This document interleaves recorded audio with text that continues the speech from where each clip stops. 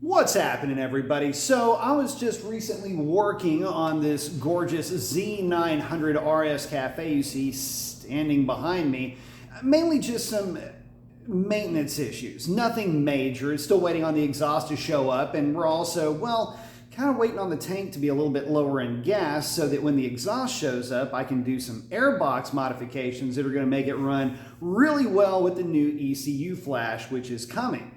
But in the meantime, I'm making room in this area right here that I'm currently standing in for at least one new addition to the flock and to get that Triumph Thunderbird back where she belongs. And I kind of caught myself thinking a little bit. You know, the new addition to the flock is going to be the new Bonneville, that T120 that I rode and that I featured in one of the past videos. And it was strange to me just how smitten I became practically instantaneously with that motorcycle. Every bit as much as I was with the Z900 RS Cafe. Let's call it the Z1 from now on. The rest of that's too much of a mouthful. Anyway, the Bonneville is such a sweetheart, just a nut of a bike to ride. And I found myself thinking about that bike more and more lately. I am waiting to take delivery of it, but the memory of that first ride is still really etched into my head in much the same way that the Triumph Thunderbird 1600 that will finally be making its way back home has also etched itself into my mind. And this is kind of a weird phenomenon for me. You see, I'm not really from a cruiser or a standard background. In fact, my background has more to do with that Triumph T595, also known as a 955i. My background has more to do with bikes like that: GSX-R 750, RC51, GSX-R 1000, CBR 1000. I think you get the idea.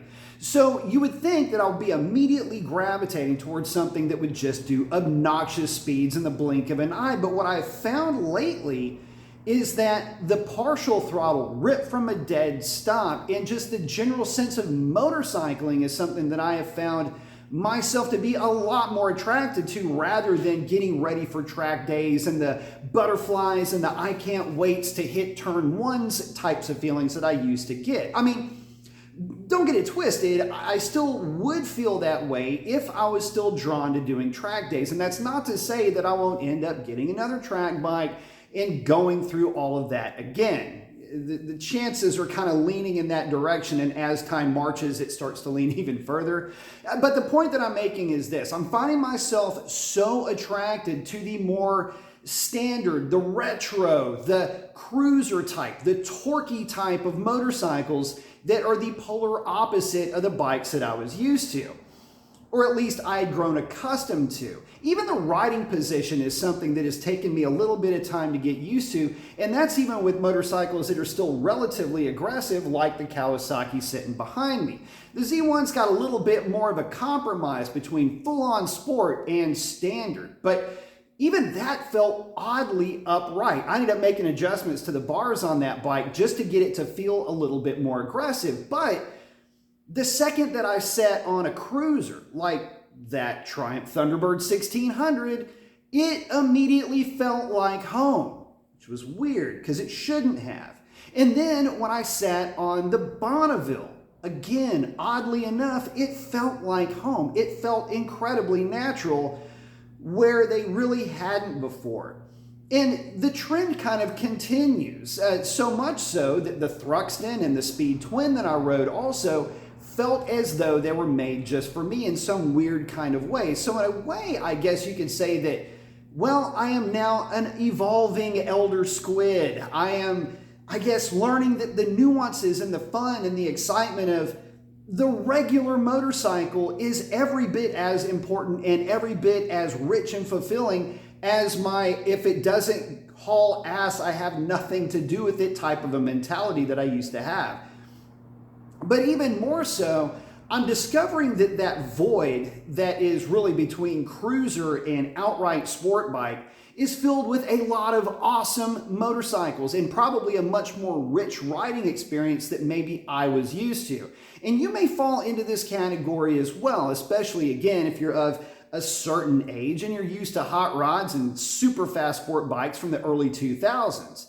If you're coming from that era, and let's say you've had a life or had kids or whatever the case might have been, and you got away from motorcycles for a while, and you're looking at this new crop of ultra extreme super sport motorcycles, and it's got you a little bit, and rightfully so, kind of sketched out. I mean, nowadays it's like 200 horsepower is the cover charge that you're going to pay to get into motorcycling. Well, the best news is that you can still get a bike like what you were used to, maybe back in the day, say 150 to 175 horsepower, or at least bikes with a sporting feel with a ton of torque that you don't have to be ripping up well into the triple digits to have a good time with. You can have all of that fun and still have your cappuccino too, so to speak, with this crop of awesome parallel twins out of Triumph, the Bonneville, the Speed Twin, the Thruxton. They're all plenty fast. Throw in the Bobber, if you will, and then the Speedmaster's got to make a showing on that. Next thing you know, you've got these classic looking motorcycles that, eerily enough, are significantly quicker than you might give them credit for. You got bikes like the Kawasaki Z900 RS Cafe sitting behind me, which, although the name is a mouthful, the bike is a treat to ride. And of course, it's got the best looks out of the group. Thruxton and Bonneville might have something to say about that, but you do know where I'm coming with this. This bike behind me has got the look, the feel, the charm, and everything else of an old school muscle bike from back in the 70s and early 80s.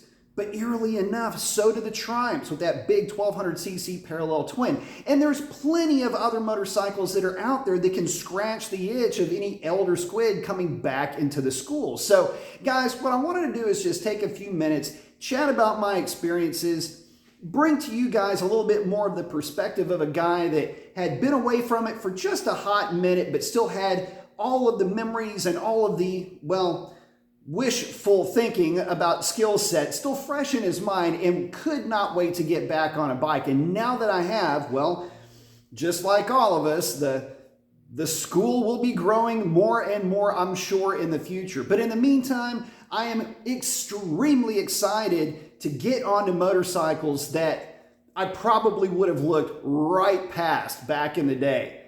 It's kind of a cool evolution. So with that, guys, post up your comments. Do you feel like this is kind of speaking to you a little bit? Are you coming back into motorcycling, or are you fresh into motorcycling? And is some of this information, you know, some of the old school talk, a little bit of an old head perspective, is that working out for you? Let me know what you think, and that's a wrap. Adios.